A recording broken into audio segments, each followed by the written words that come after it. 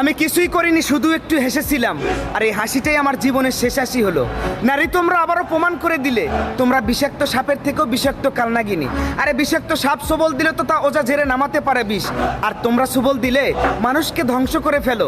তোমরা আবারও প্রমাণ করে দিলে তোমাদের মতো কিছু নিচু জাতির মেয়েরা পুরুষের কাছ থেকে শুধু ধর্ষণই ডিজার্ভ করো, সম্মান না।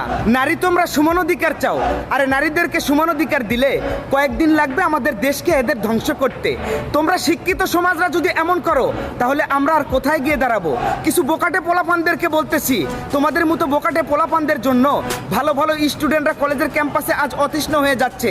আর এই কিছু বোকাটের বাচ্চারা বসে বসে বাবার টাকা ধ্বংস করতেছে আর গাঁজা টানতেছে। ওই দুই মেয়ে সহ এই নিকৃষ্ট কাজের সাথে যে কুলাঙ্গারের বাচ্চারা জড়িত আছে তাদেরকে সবাইকে ধরে এক জায়গায় করো, রাস্তার উপরে ফেলে তাদের শরীরের উপরে পেট্রোল ঢেলে দাও, আগুন জ্বালিয়ে পুড়িয়ে দাও, যেন ভবিষ্যতে এমন নিকৃষ্ট কাজ আর কেউ না করতে পারে।